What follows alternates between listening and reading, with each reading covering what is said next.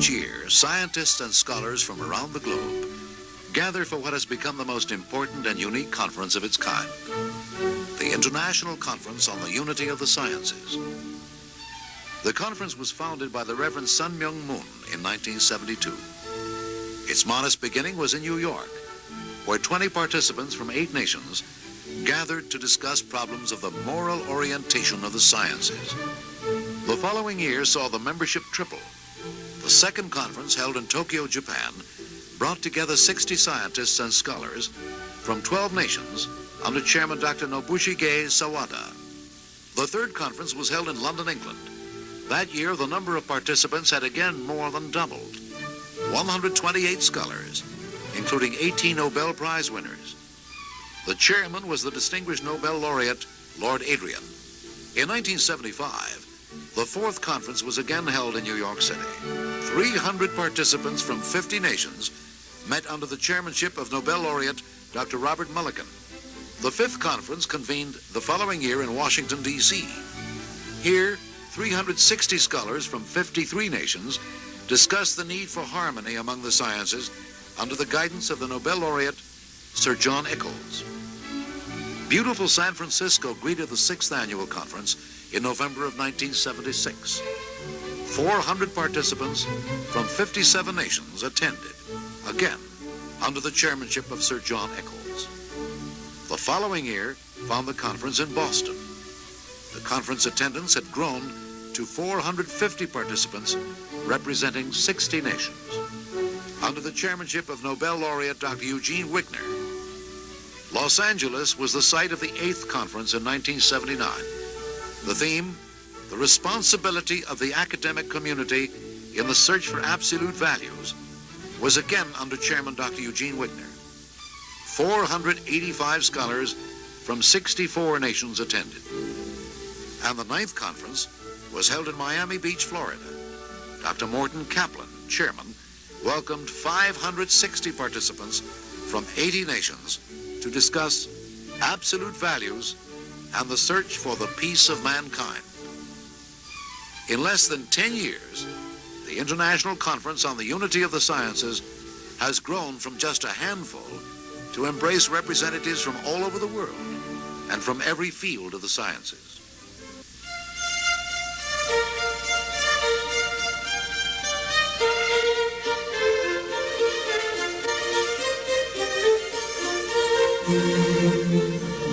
Seoul, Korea, November 1981. 10th International Conference on the Unity of the Sciences was held in the homeland of its founder, the Reverend Sun Myung Moon. For him, it holds a special meaning to host the 10th anniversary of the conference in his native land. Participants arrive in Seoul from all over the world, making this year's gathering the largest ever. 800 participants from over 100 nations. A complex of 3 hotels is used to accommodate the conference's busy schedule.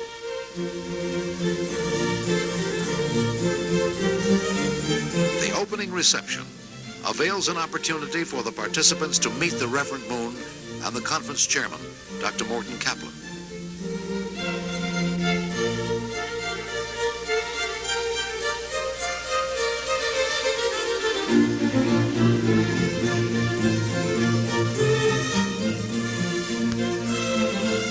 Science has developed with the ideal to improve the human condition.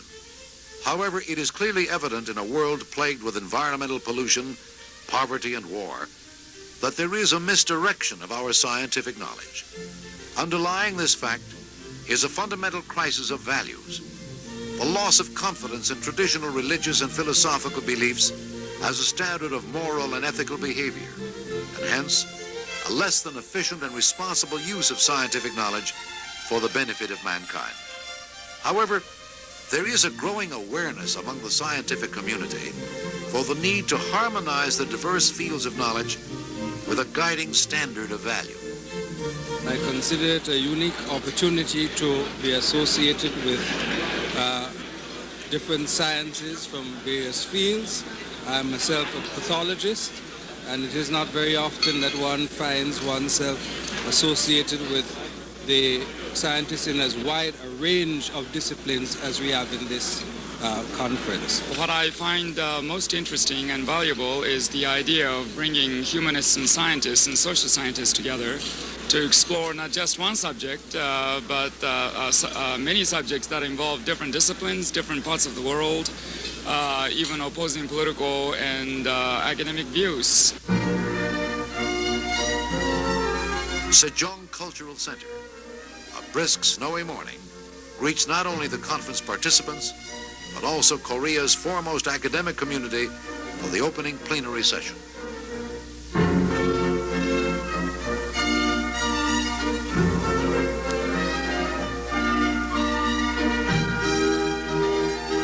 Good morning.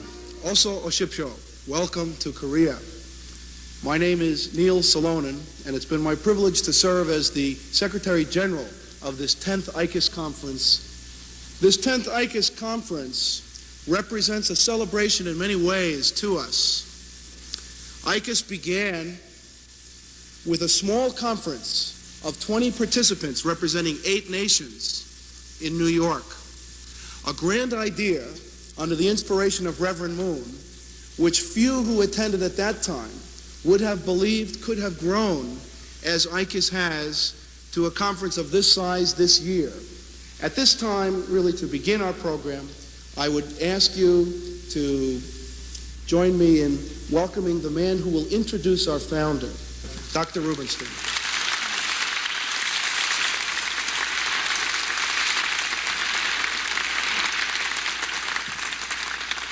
Greetings and welcome to our most honored guests from all over the world. It is my high privilege this morning to introduce the founder of the International Conference on the Unity of the Sciences, the Reverend Sung Myung Moon, to the participants and observers of ICUS 10, the first to be held in his native land. With his unique gifts, he has united the private and the public dimensions of religious life and concern, as he has daringly and imaginatively utilized the very power of technology to serve as a force for healing the ruptures in the individual and the body politic created by our permanent revolution. Instead of retreating within the history and tradition of his own nation in the face of the technological revolution, he has sought to utilize the histories, traditions, and experiences of all peoples, both Eastern and Western, to foster a new vision of the spiritual unity of mankind. As we gather together as his guests in his native land to hear his message, it is my very great honor to present him to you, the most honored and revered teacher, the Reverend Sung Myung Moon.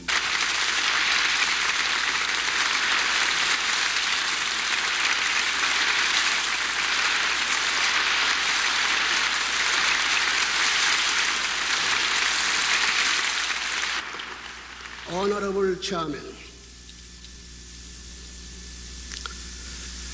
Committee Chairman, distinguished professors, and ladies and gentlemen, I am deeply grateful that you have come to Korea to attend the 10th International Conference on the Unity of the Sciences.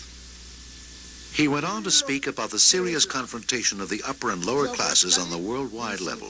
The most probable way to solve this problem is to unite the upper and lower classes through the Asian people who would act as a mediator between the white Euro-American societies and the black and brown peoples of Africa and Latin America. In order for this to take place, a new worldwide civilization must emerge, uniting East and West. If we look at peninsulas geographically, we can see that they are centrally located so as to connect land and ocean. In the past, new civilizations have always significantly flourished on peninsulas. As the new Pacific civilization emerges, it is evident that the center of the new culture will be the Korean Peninsula, where the Eastern and Western cultures are merging. As a conclusion, I would like to make a proposal. It is to construct a Great Asian Highway Zone, which would run through the China, Korea, and Japan, and then eventually link the world by constructing a great free world highway zone to connect the whole world. This highway would be the great international highway around which freedom is guaranteed, and it would go through mainland China, crossing the Korean Peninsula from north to south to an underwater tunnel to bridge to Japan, and moving north through the entire Japanese island. Thus, by uniting the Asians, it would eventually become possible to connect the upper and the lower classes of the world with the yellow peoples serving as a mediator.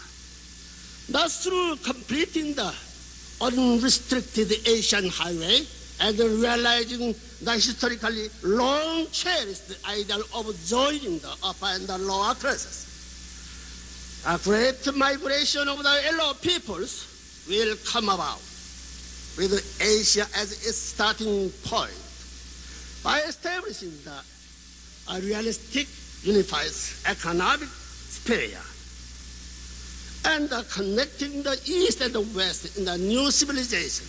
The peace of the new world can be realized. Centering on the God's love, which is the absolute best. I sincerely hope that all you distinguished participants from all over the 100 countries of the world who are participating in this memorable international conference on the unity of the science here in Korea will have deep insight into these matters and will offer concrete cooperation regarding them. Thank you very much.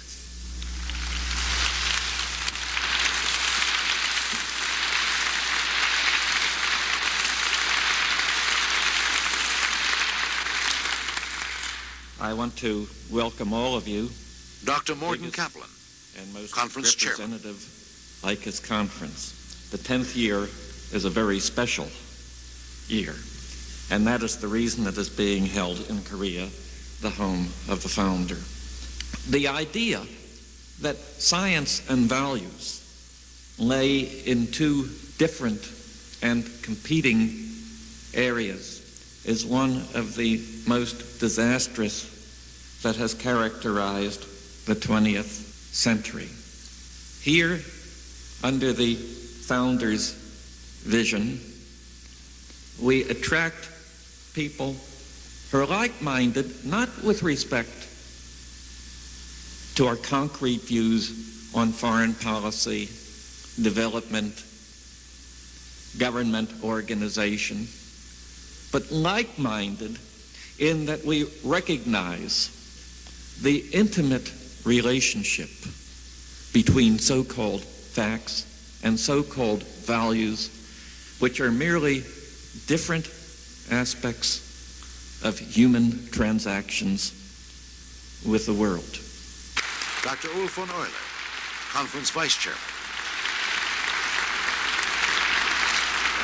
Well, Korea has given us a warm and friendly welcome. The conference will convene for a period of 4 days. In order to cover the greatest range of topics, the conference is divided into 5 committees, each dealing with different aspects of this year's theme. Each committee is chaired by a noted scholar in his field of research. We will treat the present. Committee 1, Concern ourselves Comparative with Development, the Present, chaired by Mr. John Golden, president of the consulting firm Quarry Hill Limited. The general theme of Committee 2 Committee 2, is the role Technology and Society in Transition, chaired by Dr. Alvin Weinberg, director of the Institute of Energy Analysis, Oak Ridge, Tennessee.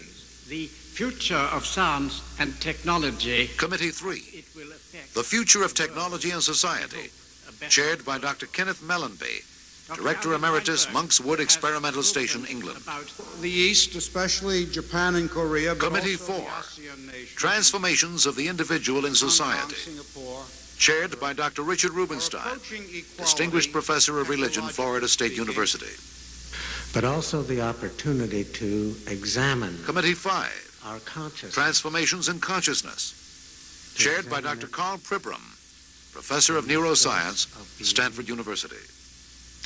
Ladies and gentlemen, special guest speaker, Dr. Taiwan Shin, president of the National Academy of Sciences in Korea.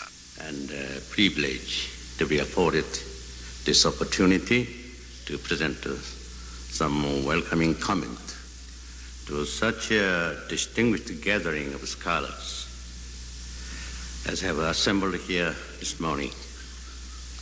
Welcome to Korea.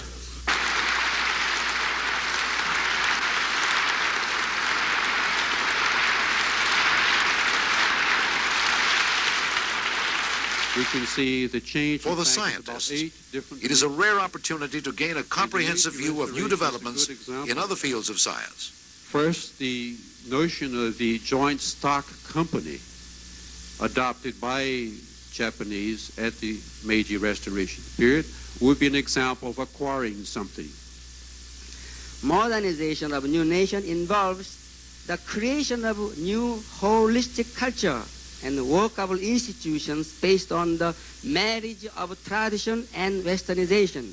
All the countries in Latin America and the Caribbean are classified as less developed or developing, although there are wide disparities in levels of development and standards of living among the various countries. That is, the topic of it was called the spiritual progress and social progress and economic development, or something similar to that. And this is the first time that Wall Street Journal has featured anyone of standing such as Dalai Lama. What we propose to do in this meeting is make 3 presentations on Christianity, communism, and Islam as the 3 supranational movements most worthy of consideration. For example, there was some thought that certain genetic characteristics did conduce toward crime. The presence of the XYY chromosome in a male was supposed to make him aggressive and inclined to commit crimes of violence, but it seems to have been shown now that this is not true. Ladies and gentlemen, Mrs. Moon holds a reception for the women participating in the conference. It is a special occasion because it is the first time that she has addressed the public. In the Orient, Reverend Moon and I have wanted to bring you to our homeland for a long time. They say that behind every great man there is a woman.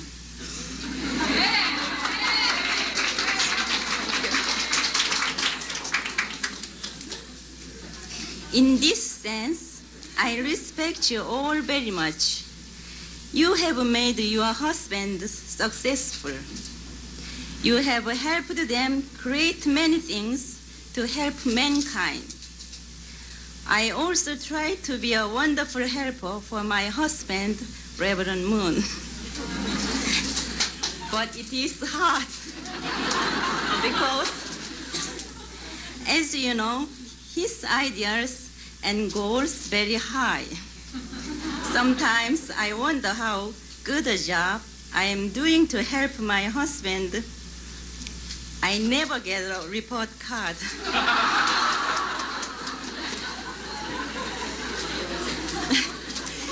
If you have a chance to ask him, please do so and let me know his answer.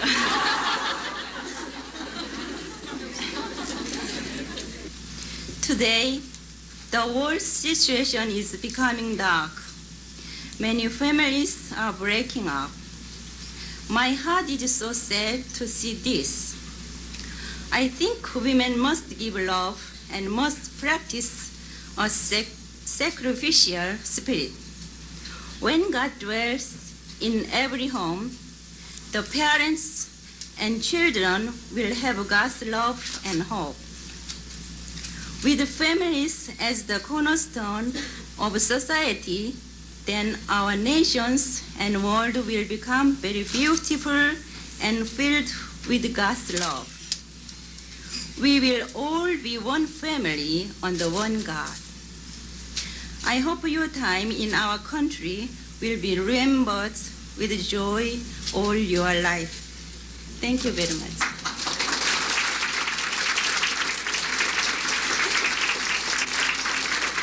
The International Conference on the Unity of the Sciences. The conference has all too quickly come to a close, considering the complexity of the issues covered during the 4 days. At the closing plenary session, the chairmen give a report of their committee's findings. Based upon the Reverend Moon's founder's address, Dr. Kaplan presents a resolution for ratification by the participants. For communication amongst the various social and natural sciences. Be it resolved that we, first of all, express our heartfelt appreciation and recognition to our founder, the Reverend Sun Myung Moon, whose vision and commitment have inspired this conference. And be it further resolved that on this occasion, we scientists and scholars commit ourselves to the common task of bettering the well-being of mankind. Be it further resolved that as an expression of our desire to end human suffering, we applaud the spirit of Reverend Moon's proposal outlined in his founder's address that led to his conception of an international highway to link people together and to realize the future peace of the world. I hope that we have your support in this.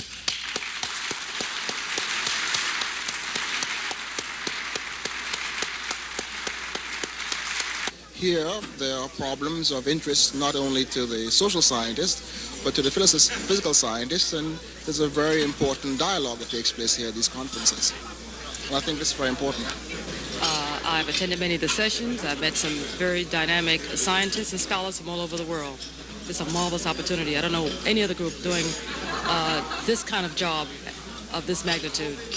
And the thing that most impressed me personally at the conference from the beginning, even up to the present, was the fact that Reverend Moon has shown a kind of foresight, I think I would even say vision, in bringing together men and women from many nations. I mean, this was an international conference in every sense. It's also been an opportunity for me personally to listen and participate in discussions with physicists, chemists, biologists, anthropologists, people from other disciplines that I otherwise might not have had the opportunity. So the personal rewards to me are outstanding.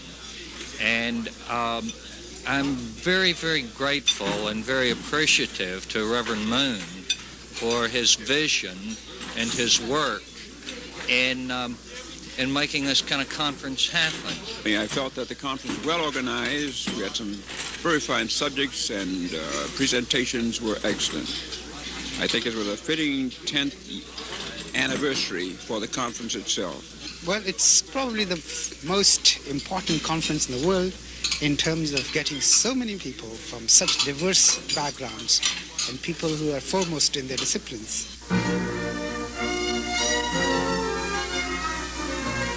The final event was held at the Little Angels School of the Arts. The Little Angels, founded by the Reverend Moon, are originally a children's Korean folk ballet troupe, world famous as ambassadors of peace and goodwill. In 1974, the school was established to offer an excellent education in academic subjects with an emphasis on music, dance, and fine arts. The school includes elementary, middle, and high school grades, with a total of 3,600 students. It is the first stepping stone in a plan to build the Sun Myung Moon University in Korea.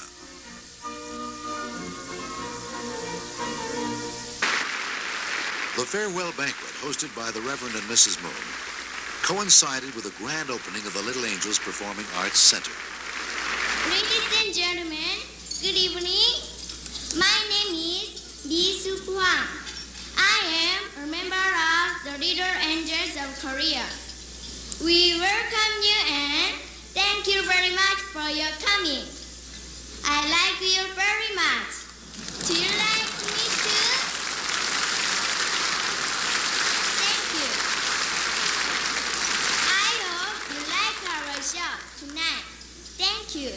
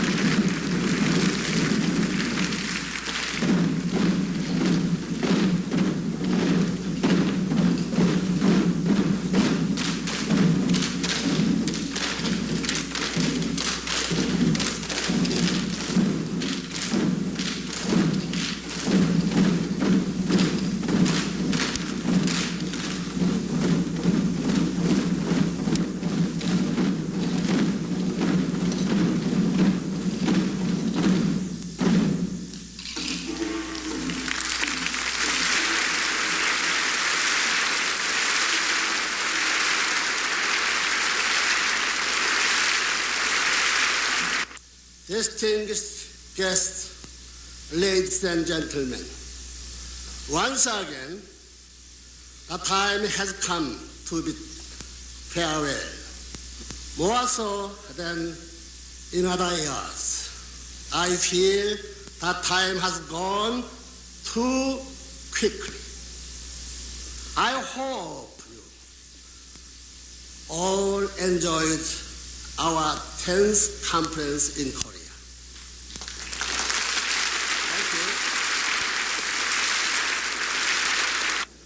Korea is becoming a tourist paradise, and I am planning to build some resort here.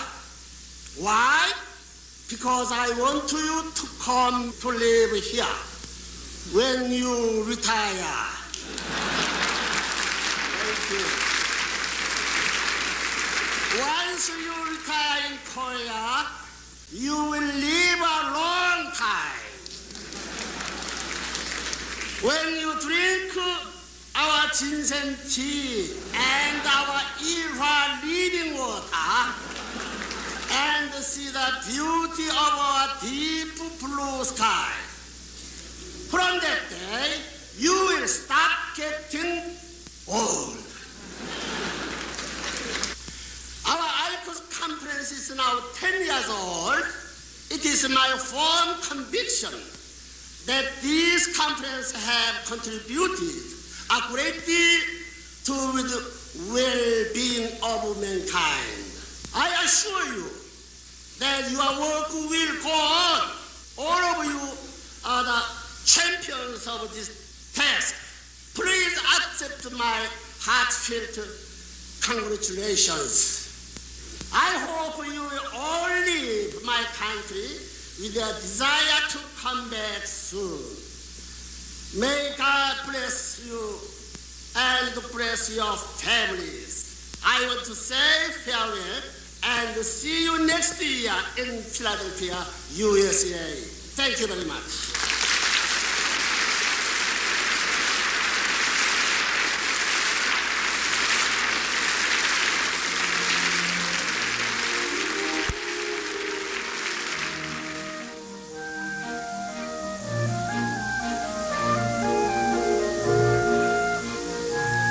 In the history of scientific development, there has never been a more crucial time concerning the future of the world.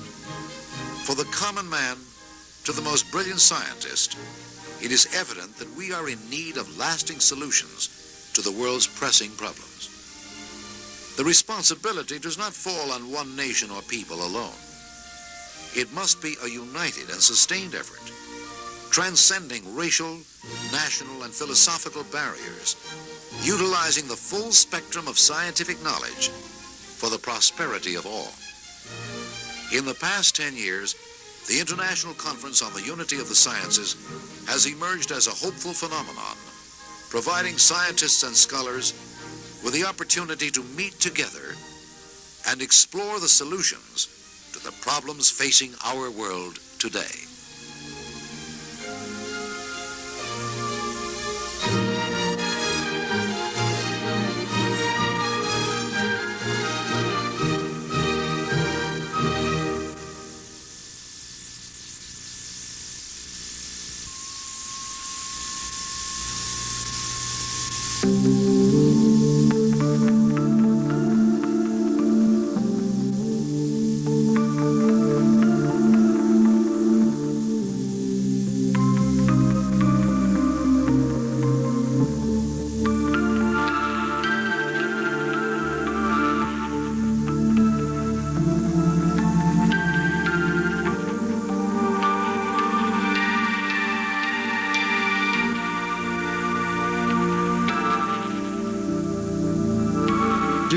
instability and volatile nature of governments in Southeast Asia, the problem of refugees has become an increasing worldwide concern.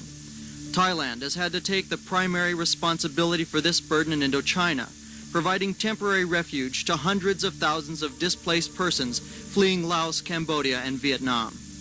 IRFF works to support the Thai government in aiding with the influx of these refugees, while at the same time alleviating the adverse effects this sudden influx has had on the Thai population. IRFF's primary focus has been the extensive medical care provided to various Thai refugee camps since 1979.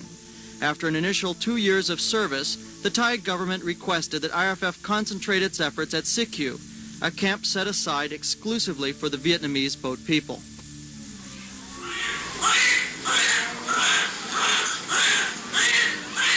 Due to the sensitive political situation surrounding this camp, IRFF was asked by the government to be solely responsible for all aspects of health care, including the surgery and outpatient clinic, obstetrics, as well as counseling the raped women and caring for orphan children. Since this time, the medical team has served over 70,000 refugees, and the number of Vietnamese boat people continues to increase. I think that your agency has done excellent work in CQ, which is the main camp for the boat Vietnamese in the field of medical services. There is an excellent outpatient clinic. They have provided excellent programs for immunization. They have done very good work in the field of supplementary feeding and taken excellent care of the vulnerable groups. I mean, for instance, pregnant women and children. I've been myself personally several times to the camp, and I could see how devoted doctors and nurses were to their work and very concerned about the refugees. Dr. Tada, director of the medical team, works with a staff of 8 to 10 IRFF doctors, nurses, and technicians to treat over 375 patients per day. Routine immunization and checkup programs at the refugee school, as well as special attention for the handicapped or aged, are included in the busy schedule. In an attempt to integrate all cultures and utilize the resources at hand, the IRFF team works in cooperation with a supplementary staff composed of 25 highly qualified Vietnamese refugees. These refugees who live at the camp help to bridge the language and cultural barriers while providing an exchange of medical practices familiar to the Vietnamese people.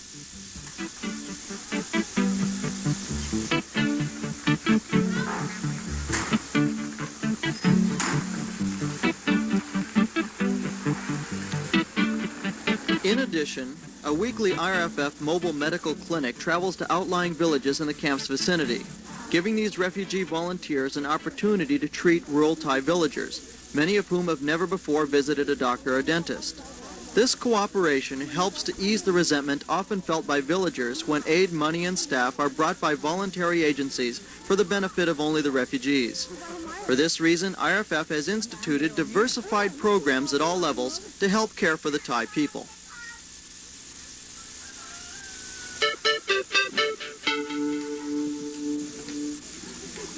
In Bangkok, a city where over 10% of the population live in slum areas, there is a great need for community outreach and development projects. IRFF provides services to over 1,500 families living in the Makasan slum area, including educational and vocational training for children and adults, as well as recreational and cultural activities.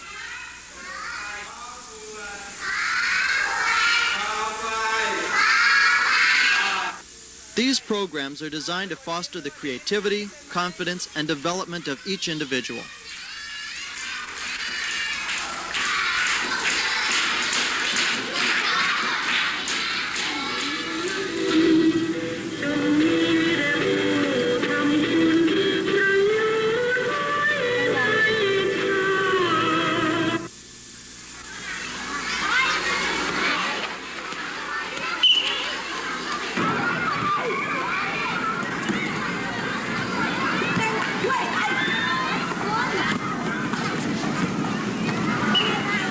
Furthermore, free medical and dental facilities are made available to the public on weekends, while children are instructed in proper hygiene and nutrition.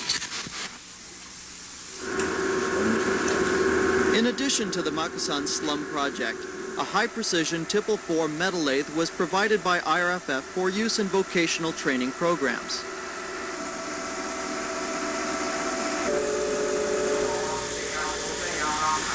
In northern Thailand, a traditional religious ceremony honored IRFF's involvement in a pilot project to revitalize the Mekong River area.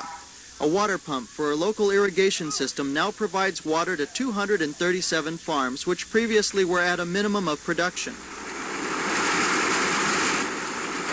The success of this initial IRFF project, in cooperation with the National Energy Administration of Thailand, generated donations of similar machinery from the governments of Japan and other countries for further development along the Mekong River.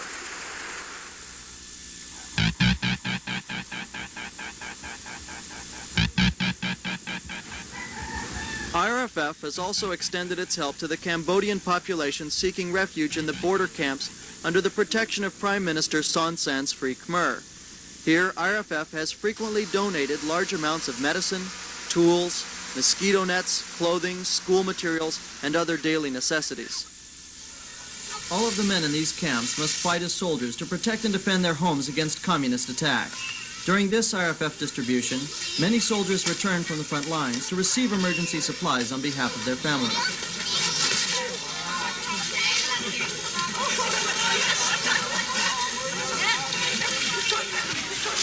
Yes, and the Khmer People's National Liberation Front, and especially the civilian population, are very deeply grateful to our IRFF for all the donations, because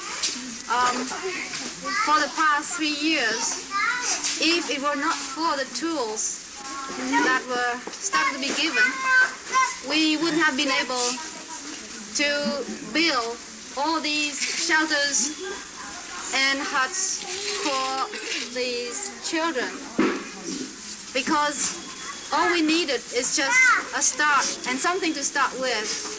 And there is still a tremendous need for emergency aid to go on. There are 130,000 civilian population who are in want for medicine, clothing, pending the time when we can weave our own looms, but we have to try to hold on until better times. So thank you again and in advance for whatever IRFF can go on to help giving. As with all of our distributions, IRFF tailors its donations to meet the specific needs of its recipients. Here, over 1,500 sets of shirts, pants, and pakamas are being distributed directly to the people. This is what you call pakama, and we are so very happy to get it, because this is what in Cambodia we call krama, and it's an all-purpose cloth. See, you can use it either as a scarf when the sun is very hot, like this, or you can use it as a bathing suit when you go to the river for bathing, like this, or you can use it as a towel, see, when you've got some perspiration, or you can use it to make a bundle when you have to run away from some Vietnamese attack. All right? See? And this is really what we call the all-purpose cloth, because it also can be used as a hammock for a baby. If you have to camp under some trees in the jungle, just tie it down around some branches, like this, and then the baby is in a hammock. And then, if you have to stay all night outdoor, then it's a bit not too warm, but then it's better than nothing to have a blanket on yourself. So thank you very much. This really is a precious present.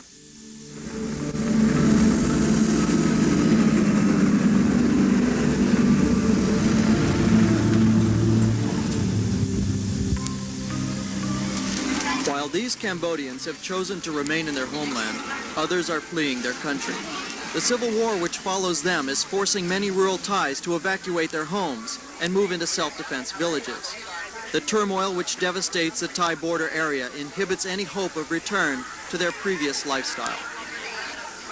IRFF provides necessary aid to these displaced and affected Thais.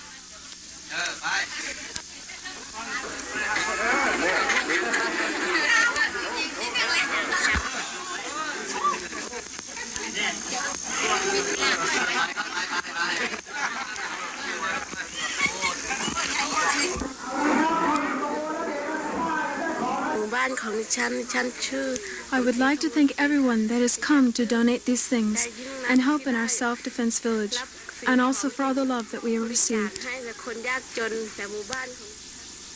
The suffering of humanity seems unending, as man has yet to find the answers to live in peace. In Southeast Asia, the exodus of hundreds of thousands of refugees fleeing Laos, Cambodia, and Vietnam has created an extremely heavy burden for Thailand, itself a developing nation.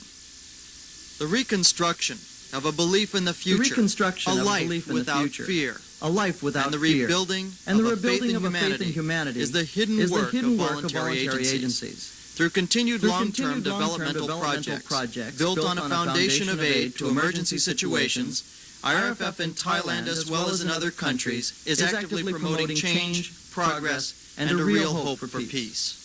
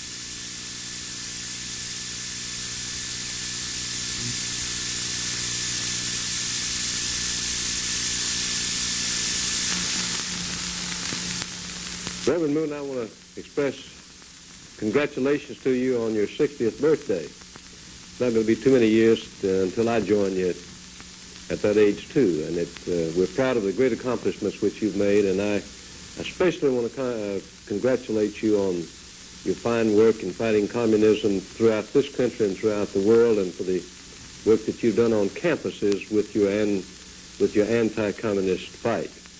I'm pleased also to congratulate you on the founding of the News World newspaper, which is finding its place very prominently in our country. Again, I congratulate you on your 60th birthday. I want to wish happy birthday to Reverend Moon. This is his 60th anniversary, and he's had a remarkable life, and I'm very proud of you, Reverend, for the message you have brought to the young people, particularly of our country and other countries around the world. I take this opportunity to wish you a happy 60th birthday as one who is fighting to increase the will of the American people to resist atheistic communism.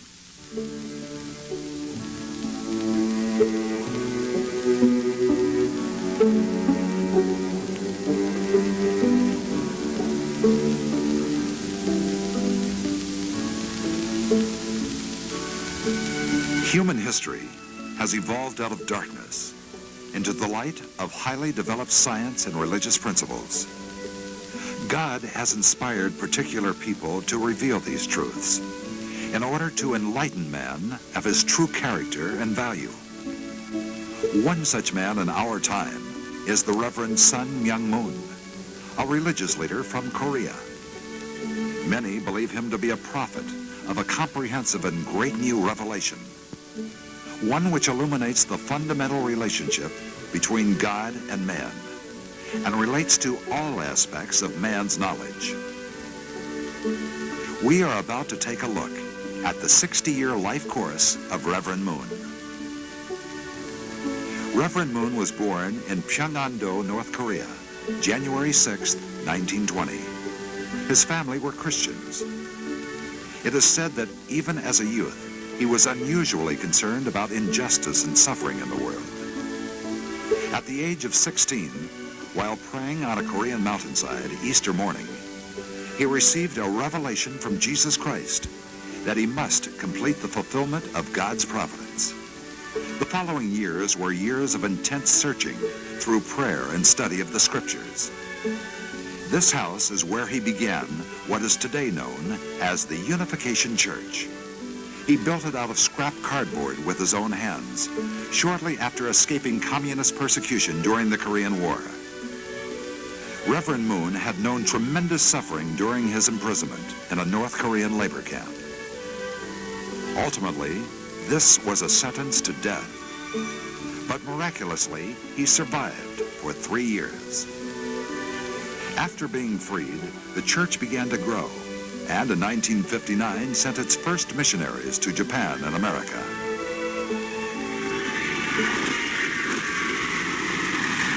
Reverend Moon came to America in 1972. According to his revelation, America, a Christian nation, had a unique responsibility. However, Reverend Moon recognized the decline of spiritual values as a guiding force in America. His hope to rekindle the spirit of America sent him on a 50-state speaking tour. In 1974, a rally at Madison Square Garden was attended by an overflow crowd of 60,000. It was Reverend Moon's desperate hope that the American people could receive his important new message.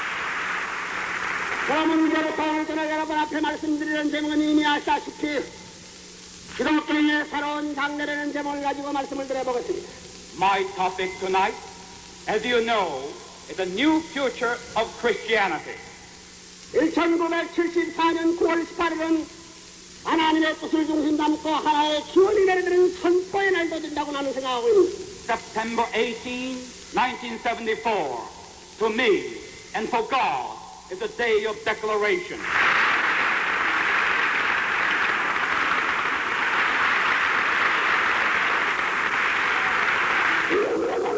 하나님 가정의 출발로부터 새로운 소망의 가정으로 새로운 민족, 새로운 국가, 새로운 세계의 희망의 천국을 향하여 들어가는 것이 바로 이때인 것을 여러분이 알아야 됩니다. And the third Adam, that is the capacity. The Messiah is coming in our time. Then God sent it upon him to bring the new family, new tribe, new nation, new world, and this was the new order of the kingdom of heaven, and that day is now at hand. The public is genuinely receptive. But in order to move a nation, Reverend Moon knew more effort would be required. As a part of a worldwide tour, Reverend Moon created the International One World Crusade. Young people from several nations traveling and working together. They hope to show that through a shared vision, it is possible for all races and nationalities to live together as one family of man. In Japan, Reverend Moon spoke to an overflow crowd at Tokyo's Budokan Hall. His tour culminated in his homeland, Korea, where he spoke to well over 1 million people at Seoul's Independence Plaza. He urged the Korean people to unite under God in order to secure the nation from communist invasion. 1976, America's bicentennial. Reverend Moon chose that year to again speak to the American people, a time when people were reflecting on the condition and future of their country. That summer, Reverend Moon launched the God Bless America Festival at Yankee Stadium, and 40,000 New Yorkers gathered to hear him speak. May I present the Reverend Sun Myung Moon.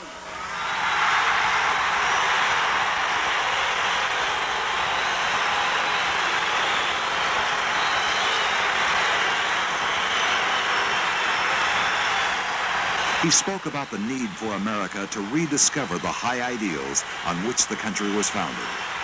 사랑하는 미국 시민 여러분, 하나님이 진로를 두려워하면서 크게 회개하여야 할 때는 왔습니다. 하나님을 중심한 진정한 초인정주의자라야, 초국가주의자라야, 초세계주의자라야, 그리고 이러한 가정과 교회와 국가를 가진 것을 자랑으로 생각하는 자라야 진정한 미국인이라 하겠습니다. 하나님의 눈에는 흑인도 백인도 황인도 없습니다. Beloved American people, the time has come that we must repent. We must fear the wrath of God. In the truest sense, who are the true Americans? True Americans are those who are proud of such international families, churches, and of the nation, which consists of all people. In the sight of God, there is no black, there is no white, there is no yellow. 여러분들의 조상들이 그 땀을 흘려 이루간 창국 전승으로 돌아갑시다. 하늘조의 사상으로 돌아갑시다. America must return to the true founding spirit of the nation. America must return to Godism and absolutely God-centered ideology. The public interest was captured. Many were genuinely inspired. Just 3 months later that year, plans were made for an even larger rally to be held at the Washington Monument in the nation's capital. With only 40 days to prepare, church members worked day and night at what seemed an impossible task. On September 18th, a crowd of over 300,000 gathered at the monument.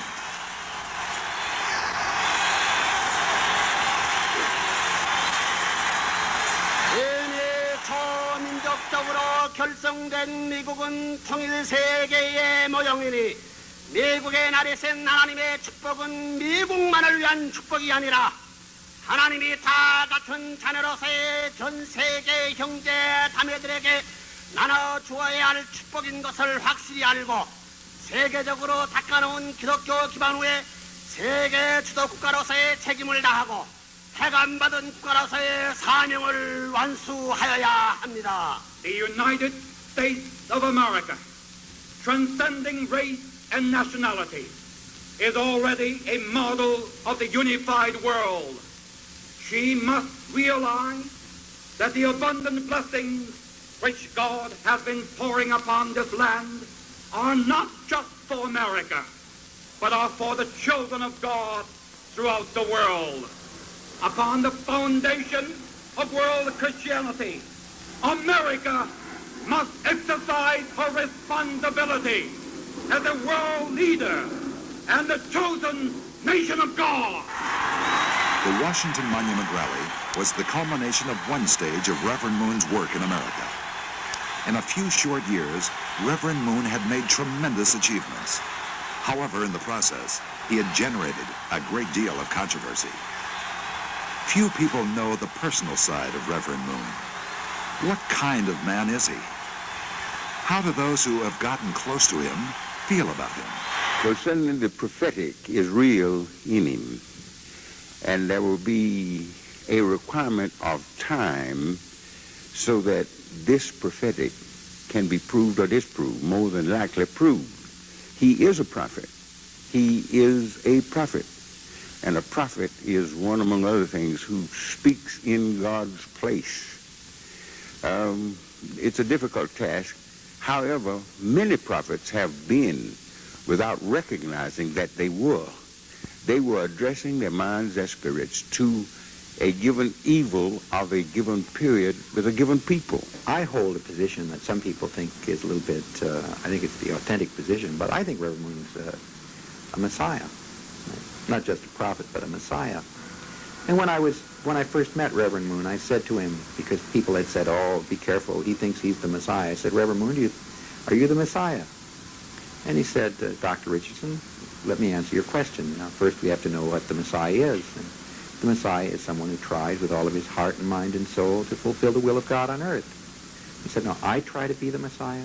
You should try to be the Messiah. We should all try to be Messiahs. And I said to myself, he's absolutely right. That's the teaching of the Bible. The Bible teaches us that we should all strive to be like Christ, Christ-like, and when the whole world is Messiahs, when we're all Christ-like, then the kingdom of God can come on earth. So on casual acquaintance, it simply doesn't come across like a Hollywood star. But you begin to see as you talk with him the depth of the understanding.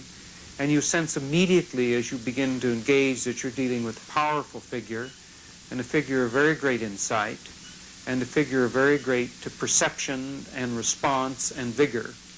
And there was no question in my mind after a very short time that the dynamism of the church, the power of its change, some of its controversy, but also its sustainment comes from Reverend Moon as a figure. People don't want to change from the way they were taught up to believe, brought up to believe, and I believe that Reverend Moon has the right approach to try to attract young people and not to necessarily proselytize them from other religions, but to bring them a religion that they have never known about, that is something new and a philosophy that makes them lead a better life, and I think he has done that remarkably well. When I've heard him speak, he spoke through an interpreter, but yet he had a very dynamic personality. He's obviously has personal magnetism about him that goes through the language and approaches people of any language. And he has one of the very unusual men in the world that I've ever met, and it's been a pleasure to watch him at work. And he's obviously very sincere in what he believes in, and I wish him well for the future. I saw him speak the opening address, and I thought it was a very good one at the science conference in Los Angeles a couple of months ago. And what he said was excellent.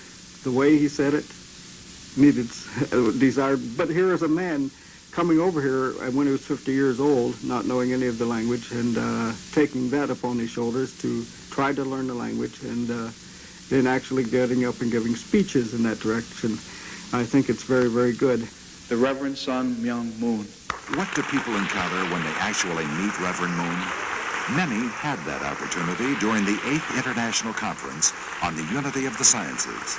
During the farewell banquet, Reverend Moon hosted close to 500 scholars and scientists from 70 countries. I am sorry that this Reverend Moon is giving you so much trouble. But I think this makes this meeting more exciting. Don't you agree? Thank you very much.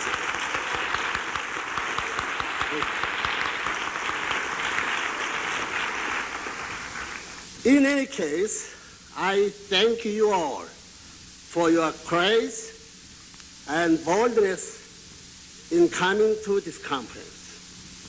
Even some of the anti-moon people have set up this headquarters in this hotel, and they were trying to warn you that Reverend Moon must brainwash you. But actually, I was so afraid you, great scholars, might brainwash me. Do you know why so many people oppose me? It is because of their ignorance of my true desire. Ignorance invites fear. So these people are afraid of me. However, as you can see, I am just an ordinary man, not too tall and not too handsome. Although my wife thinks I am. But one thing is certain. I don't have horns and a tail.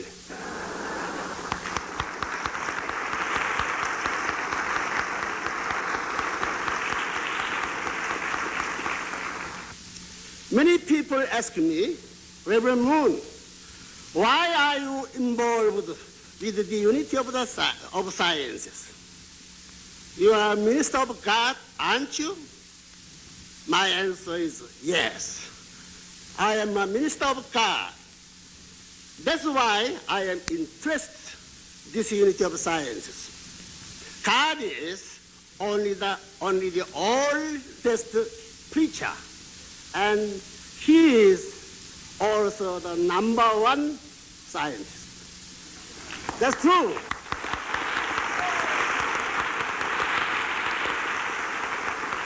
The Science Conference is just one of many projects inspired by the universality of Reverend Moon's vision. At the Unification